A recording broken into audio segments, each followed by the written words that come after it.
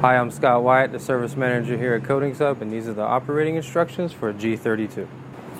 So this is a 110 volt unit, so we'll simply just plug it in, standard power cord. Now our next step will be adding the hose. Find your metal end, find your inlet, pull up on your lock, slide in, double check for tightness, and you're all set.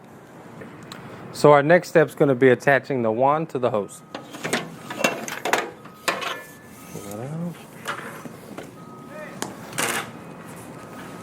Like so. And if you need adjustment, we have a little knob here. Till you pull in, drops the wheels down, you push out, pushes the wheels down. So you can create as much space as you need to get the best suction. Next, we want to turn on the unit. This unit comes with 3 switches, so you can operate 1, 2, or 3. Now this next step we're going to show you is how to properly purge the unit. First, you want to pull up and close the valve. Second, you'll come to the top. You'll purge it a minimum of 4 times. And you'll simply open the valve. Here's a demonstration.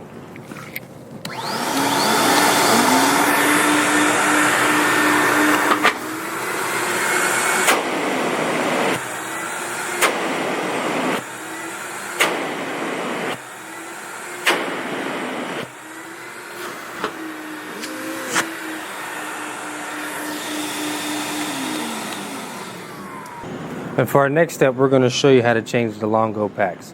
Now for this one, you want to locate your zip ties here, and you're going to want to grab 2 of them. Then you're going to come down here. Ideally, after you've purged it a few times, you're going to have a nice mound of dirt in the bag. So what you're going to want to do is you're going to want to pinch the bag, create space, add your 2 zip ties, and then cut through the center like so.